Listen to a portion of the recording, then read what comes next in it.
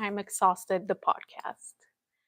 Today, I'm 3 months postpartum, and it's been a fun journey, but of course, I'm exhausted and I am. It's hard to keep posting consistently, so I bring these episodes whenever I can. So today, we're going to talk about labor and delivery because after 40 weeks, more or less, of pregnancy, the big day arrives, and you have this image in your head, but it not always goes as planned. So, are you ready to become a mother? Are you ready to become a parent? Um, there are many benefits of obviously preparing for labor and delivery, and it's to feel more confident and in control of what's going to happen. If you're someone like me, when you know what to expect, you're less likely to feel anxious about it or scared.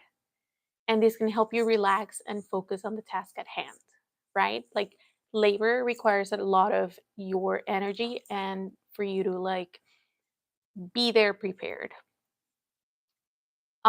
Especially when it's the first time you're going through it, right? You're just like, well, what do I do? What's going to happen? Um and it's interesting, but it's definitely I felt better because I knew that I was prepared for most of it, even though you can never prepare for everything. um, it helps you make informed decisions. So when you're prepared, when things don't go as planned, you can make a better and informed decision. So when I first got into the hospital and everything, I was induced. So I was pretty much everything was organized, and I didn't want an epidural. And eventually pain got really, really bad, and I was getting kind of like anxious, and I was about to have a panic attack because the pain was so bad. Um, that I didn't know what to do. And at the end, just because I knew the benefits and I had prepared myself and the pros and cons of the epidural, I ended up getting it, and it was the best decision that I made for myself and for the baby then. Um, you will have a better experience if you're prepared. You're more likely to be positive and enjoy the experience because there's no things coming out of left field. Like, I knew that probably I would have to get the epidural if it was a lot of pain, and it happened. So I was kind of prepared for it. I was really sad at first, but after I did it, I was very happy and it wasn't as bad. So let's start with the basics of what you should understand about the whole process of labor and delivery, right? So the stage one is the dilation, and this stage begins when your cervix starts to open, and it ends when your cervix is fully dilated at 10 centimeters. I went in at 0 because it was an induction, and from 4 to 10, it went very, very fast. But there's other people that take longer, right? Um, the stage two, once you're 10, and you are going to feel when the baby's coming, or at least I did, right? So I felt when the baby was going to come, and I called the nurses came in, and we started the pushing process. Honestly, at this point, there's many different opinions, and I wish I could tell you, oh, push like this, breathe like that, but I think you need to trust your body more, and hopefully you have good nurses like I did. I had great nurses that taught me how to push. So they told me how to breathe, how to push, and when was the next time to push. And between that and me listening to my body, it became really easy. This part for me lasted only like 20 to 30 minutes, which I feel blessed, of course, for it, because I know some other people it lasts so much longer and it can take so long. But there's other people too that it's like 1, 2 pushes and baby's out. So everybody's different. Just keep reminding yourself of that. There's no one way it has to go. And the third one is the delivery of the placenta, which I don't think a lot of people talk about it. You think, oh, I'm delivering the baby and that's it. Well, you have to deliver the baby and then you have to deliver the placenta. And it usually delivers within 15 minutes of when your baby is born. And you also have to push through it. Is not as much as when you're pushing for baby. Um, so the pushing part, going back to it, it was it was a little bit hard. It was, I don't know. I was having a blast because of the epidural. My legs completely went numb, and one of my legs was just like jumping around. But I think if you concentrate and if you're ready for it, and if you focus on what's to come, it makes it a little bit easier. Um, but it's when your baby is born. So the faster you push and everything, it's like the sooner you'll see your baby and everything. You don't have to get stressed out. Um, just feel your body and listen to your healthcare providers. That will help a lot. So there are different pain relief options, and this topic does not need to be controversial. You do what's best for you, and you do what you believe is best for you and your baby, and let others do what they want to do, right? So there are non-medical relief pain relief options, and there is relaxation techniques such as deep breathing and meditation and visualization, massages to relieve muscle tension and pain. There's aromatherapy to promote relaxation, and there's hydrotherapy to relax your muscles. And there's acupuncture.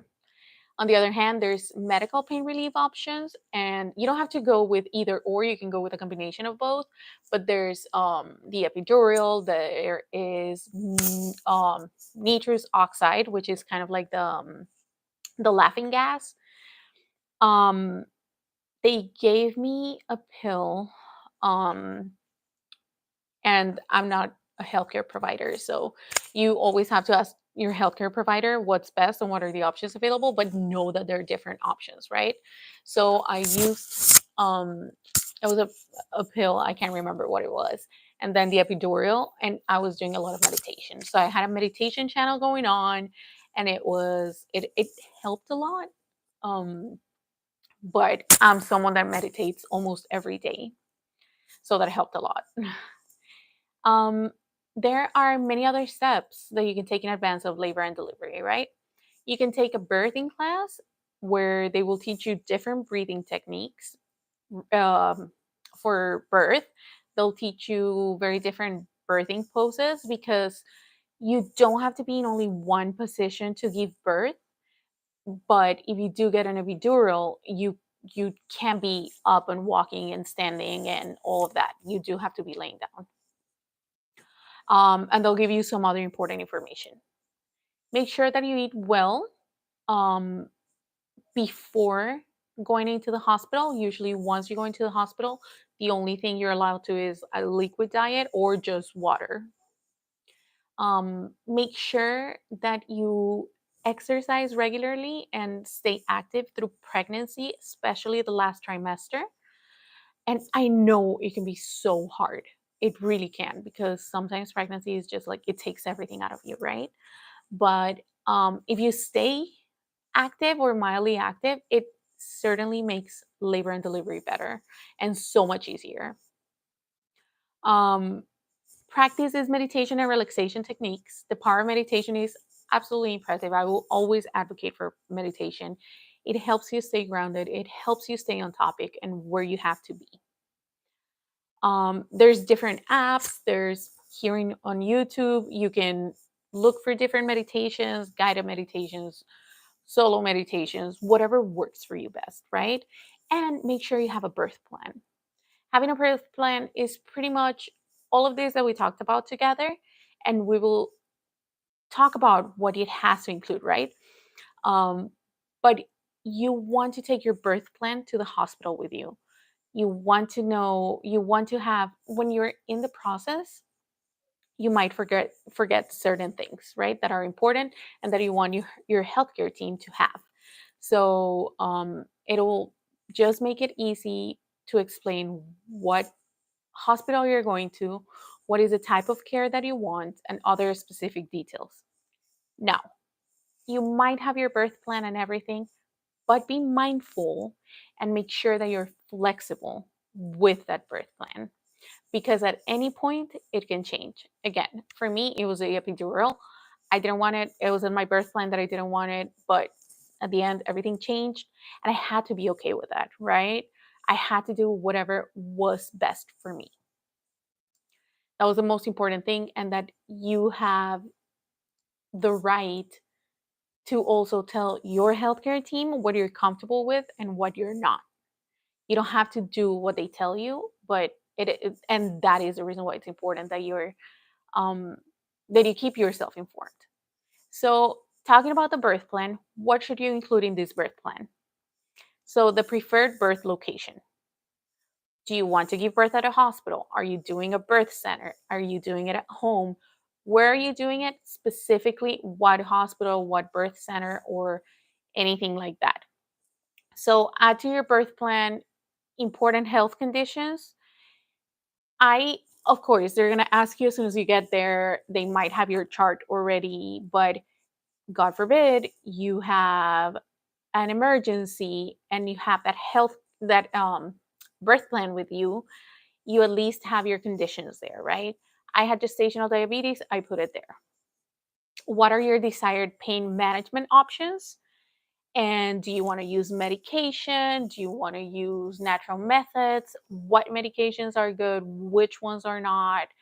Or which ones are like, "Mm, maybe if it's definitely necessary, I'll use it." Also, your preferences of who you want to be present during birth. Do you want your partner? Do you want your parents? Do you want other support to be present? Who is allowed to be there with you? And it is okay if you don't want someone to be there. If for some reason you don't want someone to know anything about your you giving birth, or that you're at certain hospital or anything, you can remove yourself from the directory of that hospital, and you can remove yourself that they don't tell anyone that calls or anything that you're there. So make your rights count. And if you're not comfortable with everybody knowing that you're there or anyone knowing that you're there, that's your right. And you can ask for that. Um, your preferences during labor and delivery. So, do you want to move around during labor, or do you prefer to stay in bed? Do you want to use a birthing bowl, or what other comfort measure do you need? I wanted to move around. I'm just someone that's so energetic all the time, and I have to be moving around all the time, that I was walking around the room. I was just kind of like cracking jokes, talking to the nurses, talking to my mom, talking to Jason. I just needed to be moving around. A birthing bowl was definitely a lifesaver. It really was. When the pain started, for me, it felt better to sit down, but sitting down on the bowl, because it helped me just kind of like spread my legs and my hips so it didn't feel as bad. So definitely you can ask for that. I know they have the other ones that you can use when you're laying down. And what are your preferences for newborn care, right? So do you want to breastfeed? Do you want to bottle feed? Do you want to delay the clamping? Do you want to circumcise your baby? Do you want to do skin to skin right away? Do you want to do it later? Um, what do you want, right? So and also be very flexible with this. It all depends if your birth, delivery, and labor and delivery goes according to plan, or if something changes or something happens that's unexpected, that might change. So plan for the unexpected, what I was just telling you. As hard as it may be, it's important to think about the unexpected, right? And you cannot think of everything, but include what to do in case that something goes wrong, right? Um, that's very important. You just never know, and it's better to be safe than sorry. So an example of the birth plan is, and it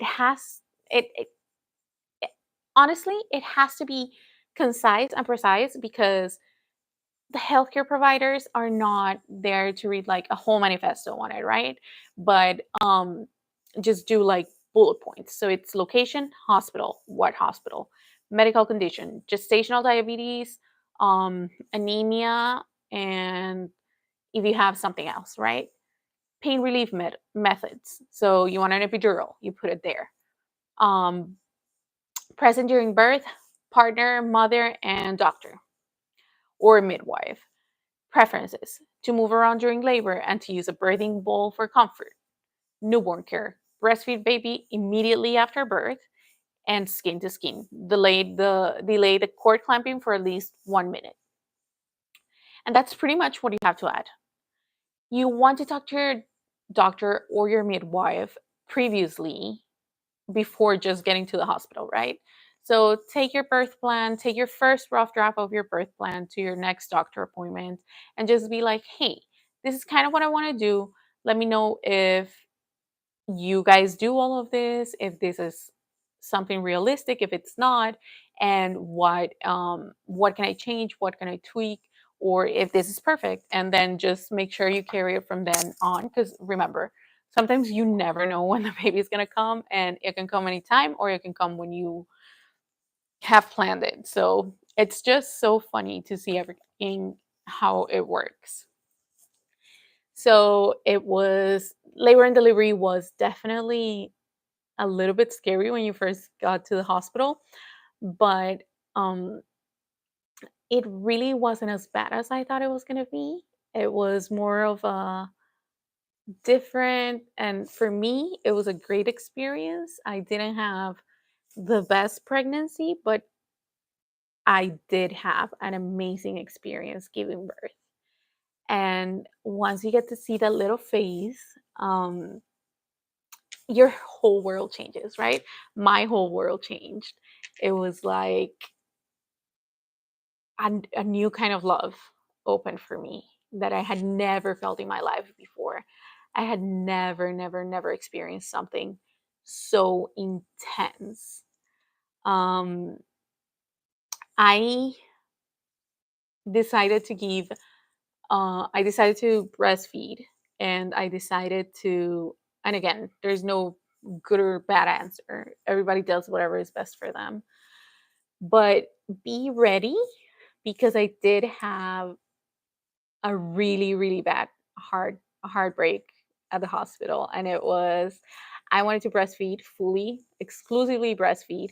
I wanted to do all of these things, and unfortunately I don't produce enough milk.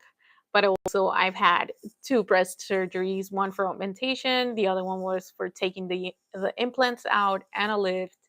So I'm grateful I can even breastfeed anything, but it was so painful to not be able to have that, to not be able to make that decision myself, that it was made for me. So be ready. Be ready for like, you can't be ready just for anything, right? But just kind of like make up your mind that some things could go wrong. Hopefully nothing is going to go wrong. But it could, and I just wanted to share that too, because it's hard, right? At first all the doctors and all the nurses were like, oh, breastfeed, breastfeed, breastfeed, and you can do it and you can force it, and oh, you're doing great, and everybody. And eventually, baby crying, crying, crying, wouldn't stop crying. And another nurse came in and she was like, this baby needs formula. Like, you're not producing enough. That's why she's crying so much. And it was so heartbreaking, because I wish they had told me that from the start. Because I felt like a terrible mother that I couldn't feed her, but it happens and it's okay. And it took me a little bit to get used to that. I had to do combination feeding, but at the end, it worked for the best for both of us. And baby's healthy and happy and growing fine. Um, but yeah, yeah, things do happen. As beautiful as a labor and delivery story that I had, um, because I was surrounded by people I loved and everything. There was that little heartbreak, and the heartbreak that I had to use the epidural. That at the end, it really wasn't a heartbreak. It was a heartbreak while I got it, but then after that, I was very glad I did. Um, And if I ever have another baby, it would be straight up epidural. I wouldn't wait that long the next time for that. But anyway, I would love to hear your birthing stories, your labor and delivery stories, whether they're good, they're bad, because we all have such different stories, right? But I would love to hear what you guys, how you guys went through it, and what helped you all, and just sharing all this information for future mothers. I know that this online community created around pregnancy and motherhood and everything has helped me a lot. So hopefully, future moms can see this and just kind of get some good stuff out of it. And remember, you can always follow us on social media at I'm Exhausted Pod. And we'll see you guys next time. I can't commit to a schedule right now, but I will try to upload as much as I can.